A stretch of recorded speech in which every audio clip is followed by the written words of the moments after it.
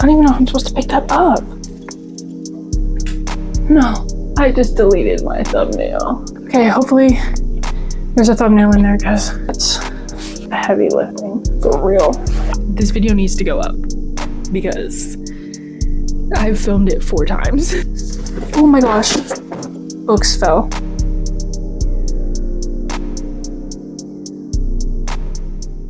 Hello and welcome back to my channel. I am so excited you're here, and I am so excited for today's video because we are doing a wrap-up, but not just a 1-month wrap-up. We are doing a 2-month wrap-up for April and May. We're going to do some general reading stats, and then we're going to get into the books that I actually read. So I have had a good 2 months of reading. In April, I read 8 books, and in May, I've read 11 so far. It's the 28th right now, so technically May is not over. And there's a high potential that I finish at least 1 more book, maybe 2, I don't know. Either way. So that brings us to 19 books over the past 2 months, which is amazing and a breath of fresh air. And I'm sure you guys are tired of me saying that I was in a slump, but I'm out of it now and it just feels so good. So I can't stop talking about it because I can't believe that I'm out of it. It felt like it was a never ending, I was about to say story, but that Stranger Things came into my head, so it just felt like it felt like it was never gonna end, okay? And it was horrible and miserable, and I'm so glad I'm out of it, so I'll never stop talking about it. So the first book that I read in April was Picking Daisies on Sundays by Liana Cincotti. I think that's how you say her name. Anyways, this is the first book that I read by her, and I had a lot of fun with this book. It really felt rom-com-y. I was like smiling, and it was fun. It was just very... Raquel, put a thought together. I know you can do it. Girl. Fun. I've said fun 30 times, but that's genuinely what this book was. It was a good time. I felt like I read it at the perfect time. I read it in April, like you know. It's very springy. You could read it also in the summer. I think you could read it whenever, but I'm a very atmospheric type of reader, mood reader. They were best friends when they were growing up, and then they became strangers to each other, and then he needs a date to a wedding, and they fake date. It's very rom-com-y. I felt like I could picture it in my head, and if this ever got turned into a movie, I would watch it, and I would recommend everybody read this in the springtime because it's just fun. I rated Picking Daisies on Sundays 3 stars. It was a good book. 3 stars is not a bad rating. And I just feel like I get so caught up with that sometimes. 3 stars is not a bad rating. It's literally not. It's good. It was a good book. And then I don't have a physical copy, but I actually kind of want to get one. I read The Wedding People. It is, I think, literary fiction, I want to say. And it is about a woman whose life is just kind of falling apart around her, and nothing has gone the way that she's really planned it to go. So she goes to this hotel that she's always dreamed of going to, and she is determined that she's going to spend her last days at this hotel. And that is reminding me that you should definitely read the trigger warnings before you jump into this book. If you have any, definitely read it. But she goes to this hotel. She's determined that she's going to spend her last days here. And this entire hotel is booked out by people who are having a wedding. So there's not supposed to be anybody at this hotel who is not a part of this wedding. Somehow our main character, I think her name's Phoebe. Yep, Phoebe. She gets a room somehow, and she runs into the bride, and they just end up talking. They have a kind of weird relationship over the weekend, and you just see how it unfolds. Anyways, I enjoyed the book. I don't think I enjoyed it as much as other people did, and I don't really know why. But it was good, and I enjoyed it. I rated it 3 stars, which again is not a bad rating. Next, I read Blue Sisters by Coco Mellors, which I cannot say enough good things about this author. I love Coco Mellors' writing. I love her work. Both of her books are on my favorite shelf, and she's coming out with a new book, and I am so excited. I can't talk about it enough. But this was the second book that I have read by Coco Mellors. It is a literary fiction novel. It is about a group of sisters. It's about 3 sisters, but their 4th sister passed away, and you are meeting all of the characters at the 1-year anniversary of this, and it's beautiful. You should also check the trigger warnings if you're going to read this. If you can't tell, I love a good sad story. Either way, you get to follow all of these different sisters throughout their lives. You get all of their perspectives, and they're just such complicated characters. And it literally, reading this book made me want to call my sisters and call my siblings and just talk to them. So I couldn't recommend it enough. The only thing that I would say maybe put me off a little bit, the chapters are long. They're long. But I don't care because I love the writing style. I think it captured sibling and family dynamics so well. It's very character driven. So if a character driven story is not your jam, then this probably won't be your favorite book. But I said it was like 65% character driven and then like 35% plot driven. But yeah, I literally think about this book every day. Literally every day. So this, I don't know if you can tell, it's a 5-star read for me. And then the next book that I read was The Map That Leads to You by J.P. Moninger. Is this romance? I don't know what this book is. Clearly, I don't know enough. I literally did not explain to you at all what this book is about. So basically, this group of friends graduates from college and then they go on a trip to Europe. They go abroad and they're traveling. When they're traveling, they meet this dude and his friend, and you follow them from there. Hopefully, that's good enough. Contemporary romance and new adult fiction. That's what Google says. I think my feelings are complicated. It just wasn't my favorite. I think that the chapters were a good length. My biggest ick with this book is that I did not like the way that the narrator talked about women and like friendship between women. It wasn't my fave. Like there was a couple like quotes in there that just really threw me off. It was like it would say something be like girls do, or like, and it was just like, no, like that's not like girls do. And it kind of felt like it reduced women a little bit, and it threw me off. But I did really want to watch the movie, and I did watch the movie, and I enjoyed the movie more than the book. And I rated this book, I think 2.5 stars. Oh, 2.75. So better than I thought. The next book that I read in April was Yellowface by R.F. Kuang. I've heard so many people say that if you want to get into R.F. Kuang, that this is the book that you should start with. So it's what I started with. It's a dark, suspenseful literary fiction, which that really matches. Also, didn't explain at all what Yellowface is about. So basically, June has this acquaintance. I'm not even going to call her a friend. She has this acquaintance that she meets up with occasionally, and unfortunately, this acquaintance dies in June's presence, and June decides to take this person's manuscript. I really enjoyed this book. It was fast paced. I liked the way it made me keep questioning and wanting to turn the page. I was really, really, really confused about our main character, June. I had no clue if we were supposed to like June, not like June. I think it was a decision that was up to you, but I could not tell. Like, some books you can tell if you're not supposed to like the main character or if you are supposed to like them. I just didn't know. It was so ambiguous in this for me. I just didn't know if I liked her, if I wanted to support her decisions, or it was so confusing. And then, like I said, it was really hard to put down. I wanted to know what was going to keep happening. And it really made me think, like, the way that our main character thinks in this, and even some of the side characters, like, is this how real people think? Like, do real people think like this sometimes? Because some of the thoughts and the things that were being said in this book, I was like, wait a second, like, people actually think that way and feel that way? That's insane. I rated this book 3.5 stars, and I would recommend this, and I definitely want to read more R.F. Kuang. So the next book that I read was Just Above My Head by James Baldwin, which I, for the longest time, have wanted to read James Baldwin. I've heard so many good things about him. I've heard so many good things about his writing. And he's just such an interesting person to me.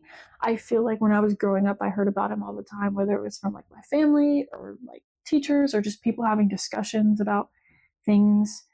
I was always hearing about James Baldwin, and then I saw some clips of him talking, and I was like, I need to understand the way that this man thinks. Immediately after this, Yes, Robert. What do you want now? More money, a check, a car, my soul? my mic died and I had no clue that it died. I talked for like another 20 minutes and got midway through my May books. So the lighting is going to change and I might change because I don't know if I'm going to film it right now, but this is just my disclaimer that if things change, that's why, because my mic died and I kept talking and kept talking and talking and talking. I'm back.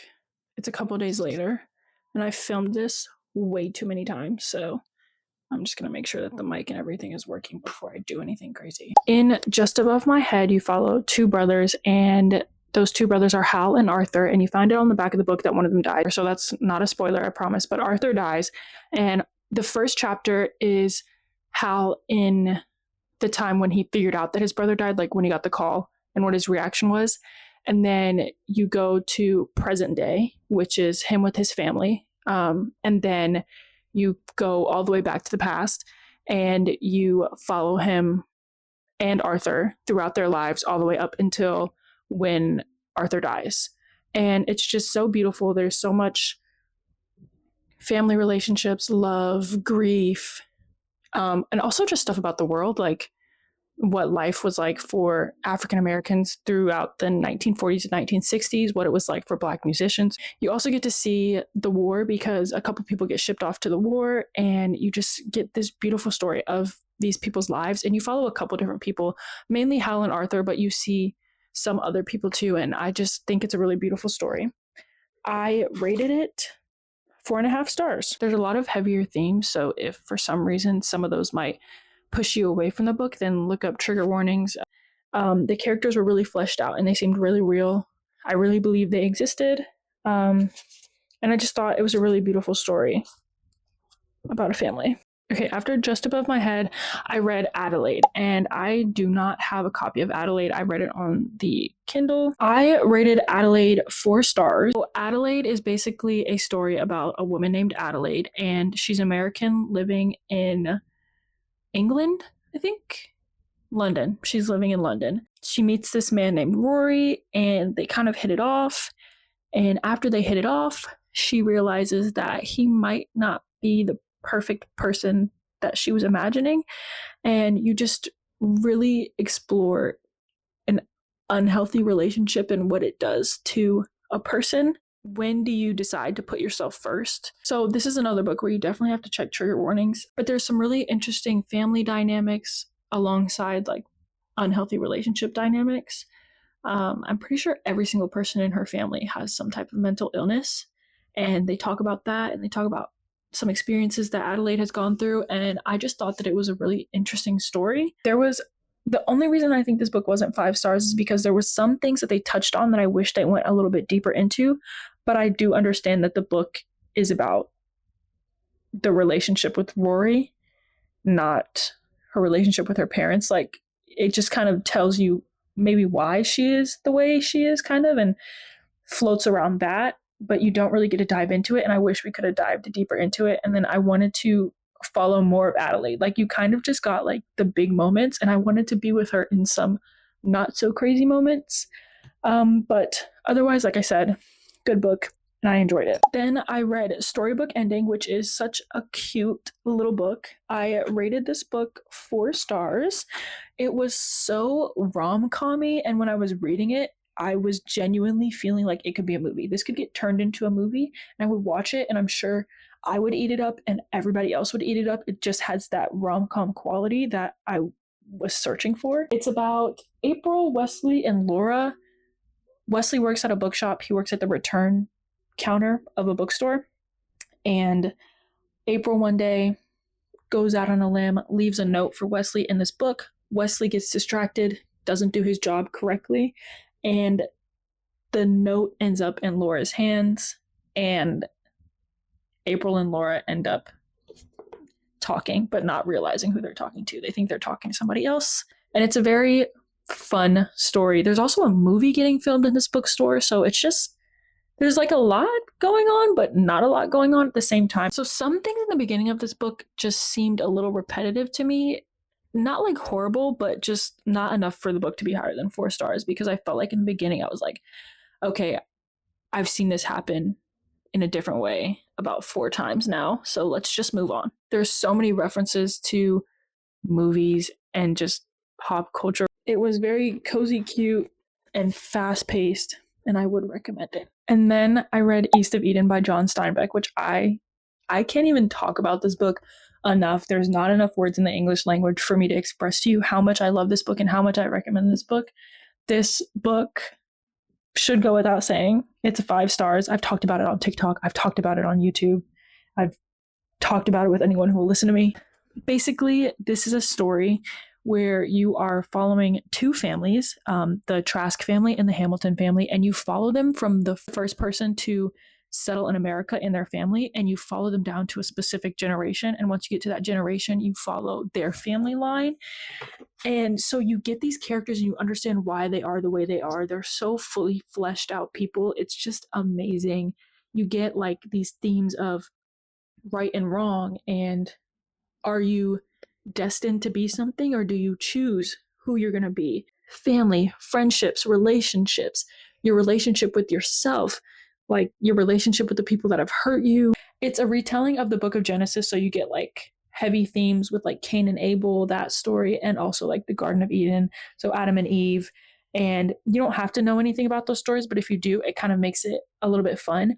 And I at first was scared because I was like, it's just going to be so predictable and I'm going to know what's coming because I know the book of Genesis, but it's not. It kind of works out a little bit differently than you might think. I'm just going to read what I wrote. 602 pages of life, love, pain, loss, and choice. Each character was a fleshed out person, and I feel they really existed somewhere in the world. I wrote Tim Shell, which you'll get if you read the book, and I said, oh my gosh, thou mayest. What do you mean? And then you are what you choose. And then this book just made me really think about myself and the choices I make and the people around me. And I just loved it so much. I really, really loved it. If I could recommend any book from what I read, I'm going to have like 2, but this one is definitely up there. Then I read What It's Like in Words, which is about Enola. And Enola is 30 years old and she's just not exactly living the life that she thought that she would be living.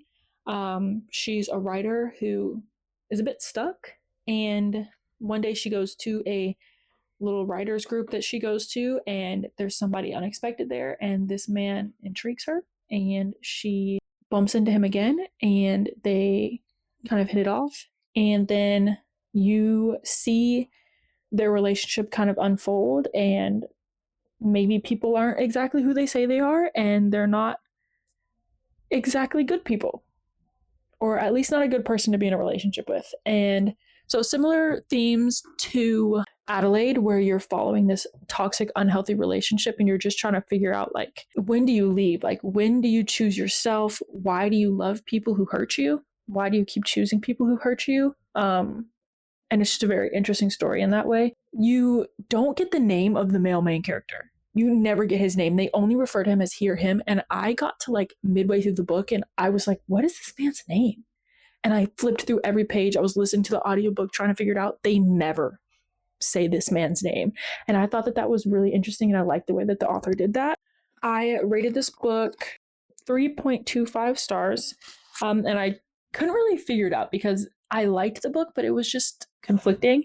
It kept me guessing on like what was real and what was not exactly true. Like it kind of felt like maybe is our narrator as reliable as I think she is? Like it just makes you feel that way. Also, if having no quotation marks throws you off, I maybe wouldn't read this book. There's no quotation marks in like 90% of this book. It kind of made me feel a little bit insane when I was reading it, but in a good way. And even though I hated Enola's decisions for herself and I would have chosen anything else for her, I understood why she was making them, which I think is a good feat on the author that they can make you do that. I just wished I got a little bit more of her family dynamics and went into the stuff with her mom and her dad more, because there's like an interesting plot point around her mom and dad and you don't really get to know what happened. I just didn't really, leaving this book, I didn't really know how exactly I felt. I know I enjoyed it, but I was just like, what did I just read? And then we read It Sounds Like Love by Ashley Poston. This book is about Joni Lark, and she is a songwriter, and all of a sudden she starts hearing a song in her head and a voice in her head, and she is trying to figure out who this person is and what this song is, because she has been in a writing rut, and this song has sparked up inspiration, but she's also trying to figure out the man, because she can hear this man and this man can hear her. And it's got a really nice coastal kind of vibe. The setting was amazing. It was fast. I flew through it. I loved it. I rated it 4 stars. Said Ashley never fails me. There was romance, depth, friendship, grief, humor, and as always, that magical quality. The only thing about this book that I was kind of like, was the humor was a little bit millennial. And at some points I was reading the book and I like came out of it once I came across a joke and I was like, that wasn't funny to me. Like, it was just corny, but it was okay. Like, I get it. I always love it in a book when there's kind of like this intense intimacy and like depth of a relationship. And because they're in each other's heads, they know each other so well. And I thought that it was just amazing. Like, I love when that happens. And then I listened to the audiobook of The Deal. I just wanted to refresh myself. I read it a while ago, but the show Off Campus came out. If you're going to read that, you should also check the trigger warnings because there are some intense things in it. But it's a college hockey romance, and you follow Hannah and Garrett, and it is a fake dating relationship trope. So that's that. Read the book, watch the show, whatever you do. It was good. I rated it 3.75. So then I read the tandem read. These have been sitting halfway finished on my TBR cart for maybe like a year and a half. I picked them up one day. 6th and the 7th book in the Throne of Glass series, and you are following the characters and you are loving them just as much. I can't really talk much about what's going on in them because I feel like everything is a spoiler.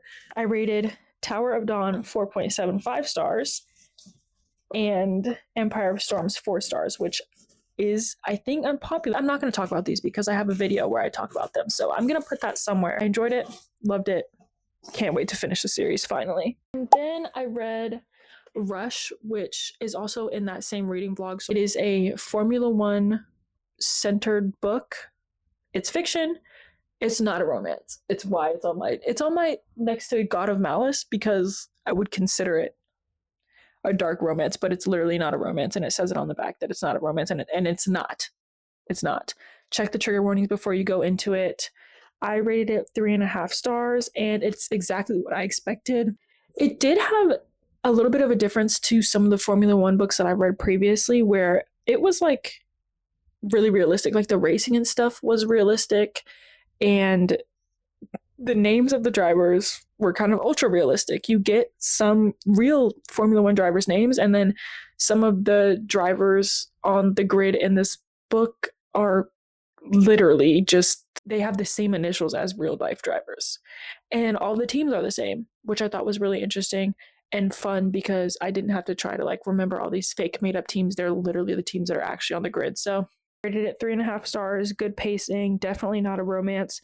Really shows what happens when you lose yourself in a relationship, especially a toxic one. And this is another book where even though I would have wanted anything else for our main character, I understood why she was making the decision she was. Oh, there's spice in that too.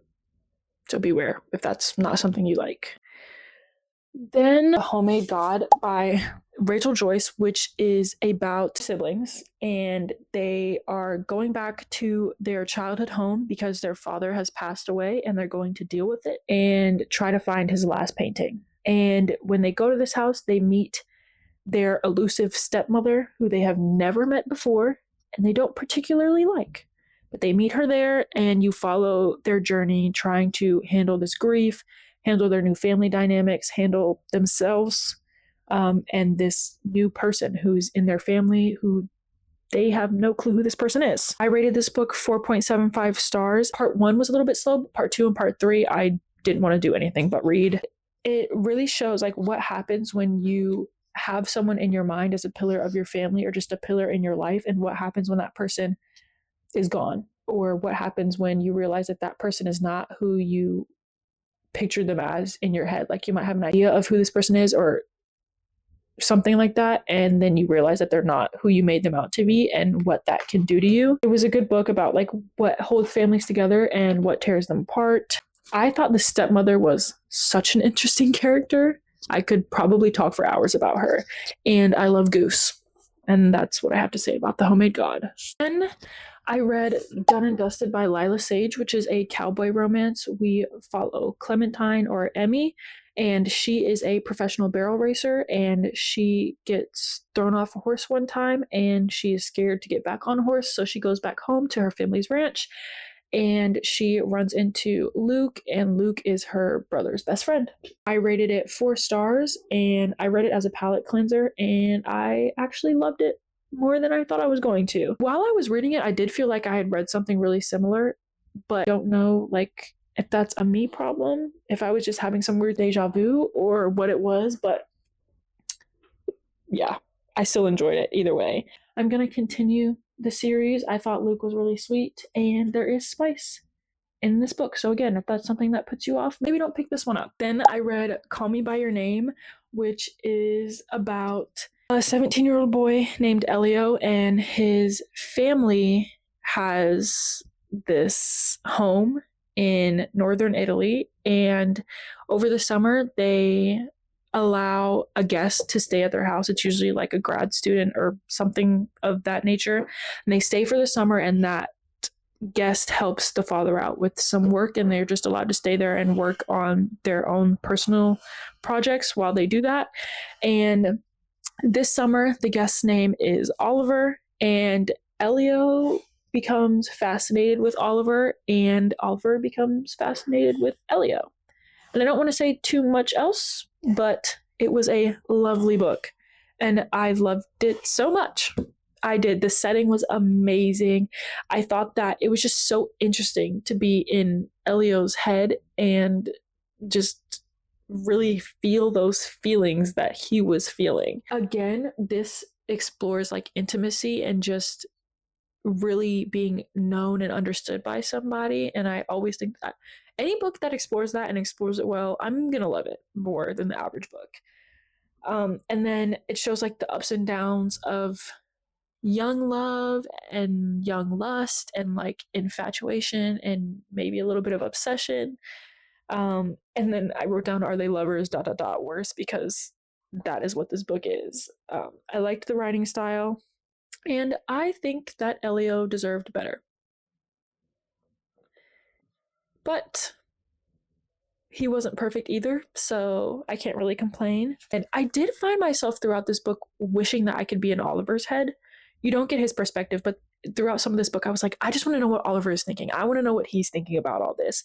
But I understand why they don't give you his perspective. I feel like if I would have got his perspective, the book would have been completely different. There's a point in time in this book that they refer to as the lost years, I think. I'm pretty sure. But I wish that we would have gotten like some insight into that, like not just like referred to it, but I would have loved to have followed them through it a little bit more. Then there's also some characters in this book that they're side characters, but I would have loved to get a little bit more of their story. Like one of them's name, I don't know exactly how to pronounce it, but I think her name is Vimini.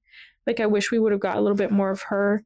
And even like Marzia, I wish we would have got a little bit more of her, but I completely understand why we weren't getting that. But I just, as a person reading the book, was like, hey, I want to know more about that storyline, or like I want to be in more moments with these characters. It would have been a little bit higher if I felt like I could have been, for lack of a better term, in the room where it happened. I wanna be in the room where it happens to me. Like we focused on so many moments throughout the book, and then there were some moments where I was like, hey, I wanted to be there, but we weren't there. We just got told that it happened. I loved it. I cried. I watched the movie after, loved the movie.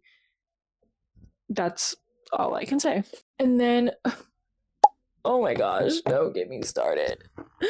I could cry about this book too. This is the other one up there with East of Eden that I love so much. The last book that I finished in May was Flowers for Algernon by Daniel Keyes, and I love this book so much. Like every time I pick it up, every time I start to talk about it, my eyes start watering and I start like feeling a lump in my throat. You are following Charlie Gordon, who has a low IQ, like very low IQ.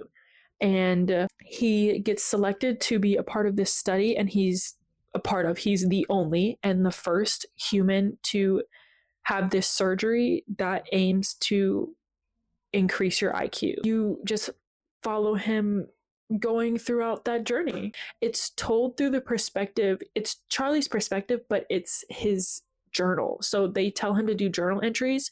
And so you see him before he gets the surgery and after he gets the surgery, and how his character shifts and how his IQ shifts and how the way he thinks shifts. And it's just a beautiful, amazing book. And I think that the way that they told it through those journal entries really made it impact the reader so much more, or me at least so much more.